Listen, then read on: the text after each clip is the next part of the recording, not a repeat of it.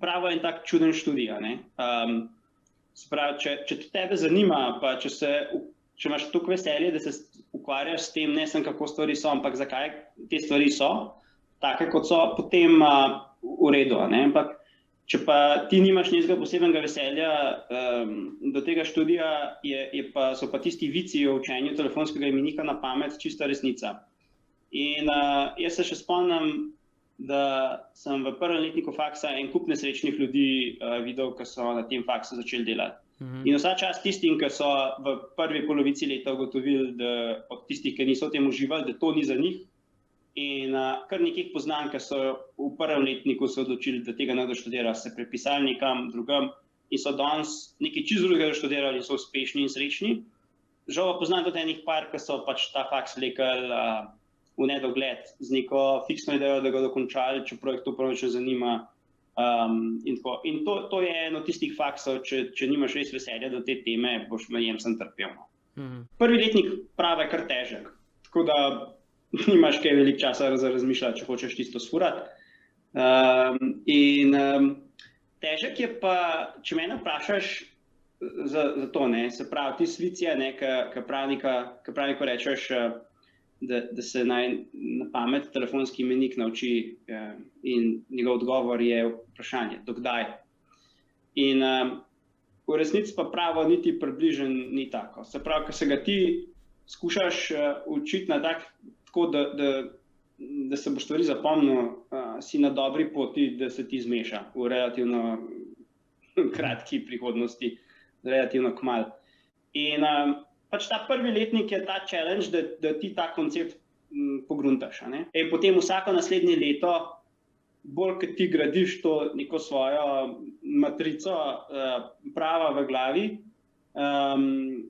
in te koščke sestavljaš in razviješ neko logiko, vedno lažje postaja. Čeprav je materija verjetno vedno težja. In ko ugotoviš, da pravo ni 1000 stvari za zapomnice, ampak 10 nekih, niti ne pravil, ampak 10 nekih načinov razmišljanj, seciran, zlagan, razlagan in kombiniran nekih res osnovnih premis ali pa pravil, potem ga osvojiš. In to je kar zanimivo. Pravo ali pa vse zakone, vsaj tiste, ki so res dobro napisani, se da v en set enačb, ki lahko na prvi pogled izgledajo matematične, prevesti. Se pravi, rečemo, se odloči en mlad človek, reče, jaz bi šel študirati pravo, Nejc, daj mi povej, kako naj se ga lotim. Kaj bi mu rekel? Da naj se ne uči tega, kako stvari so, ampak zakaj stvari so tako, kot so pač napisane nekje. Zaradi tega, ker naučiti se neka pravila na pamet je, razen če imaš izjemen spomin, težko. Jaz nisem nekdo z izjemnim spominom. Če pa razumeš, zakaj je neko pravilo tako, kot je, ampak res dobro razumeš, zakaj je tako, potem pa se ti ni treba zapomniti več tega pravila. In jaz mislim, da je to neko ključno vodilo. Stvari, ki se jih moraš potem res na pamet zapomniti, je zelo malo.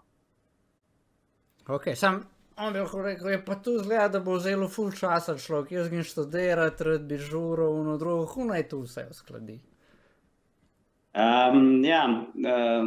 Verjetno tak pristop res več časa vzame, no. Ampak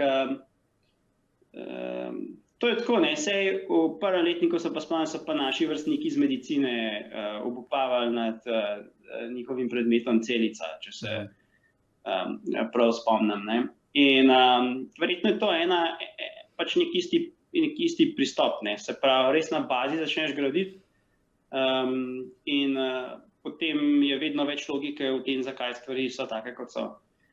In pa še nekaj je, pač učiti se pravo na pamet je utopično, ne, iz dveh razlogov. Prvič, teh pravil je res milijavžent in jaz ne vem, ali se je kdo sposoben vse to na pamet naučiti. In druga stvar je, ta pravila moraš ti potem nekako aplicirati v neke življenjske situacije. Se pravi, če ne razumeš, kako delujejo, potem boš imel veliko težavo. Ne? In potem sploh naša dejavnost ni taka na koncu, da te ljudje sprašujejo, kaj v zakonih piše. Tu gre danes vsak na Google pa lahko pogleda. Zato pač nihče ne rabi svetovalca. Vse zgodbe, ki končajo pri nas, so zaradi tega, ker ni videti jasne poti do cilja, se pravi, kako to skombinirati, ali pa so tako mejne situacije, da nam ni čisto jasno, a neko pravilo na to situacijo vpliva na nek ali pa nek drugačen način, ali pa kako vpliva. Se pravi, na koncu ni ključ do tega, da poznaš pravila, ampak da razumeš, kako je do teh pravil prišlo. Jaz zraven, ki tebe poslušam, pa so iste generacije, primerjam, ko sem se jaz lotil faksa, jaz sem se ga lotil čisto drugačno. Jaz sem šel na ekonomijo in pač ubijal sem se tam, dobi se, da sem se ubijal. Ko je bila makroekonomija, 7-krat sem jo šel delati. Enkrat so mi dali še na lepe oči, ker 7-krat po 6 pač padeš in ne moreš več delati faksa. Ampak so mi dali, pa še danes ne vem, ko sem jo naredil. Se pravi, sem jo probal razumeti, pa enostavno nisem poštudiral logike zadaj, ampak nekako je šlo čez.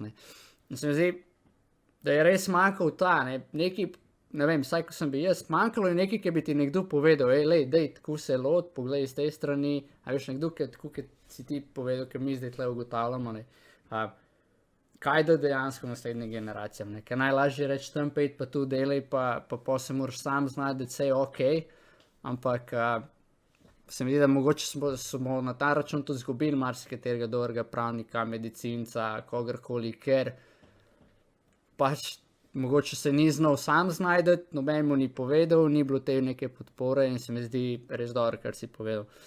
Kar bi še jaz dodal unmu študentu, ki gre ali pa si je izbral, ne bi rekel pač lej, prvi letnik ti je lahko ful dobra investicija za vse naprej. Vem, da bi ga rad žural, ampak če boš zdaj več investiral v razumevanje, pa malo manj žura, boš pa lahko več žural, pa ti bo vse skupaj lažje. Saj tako je slišal, da je bilo preteplo.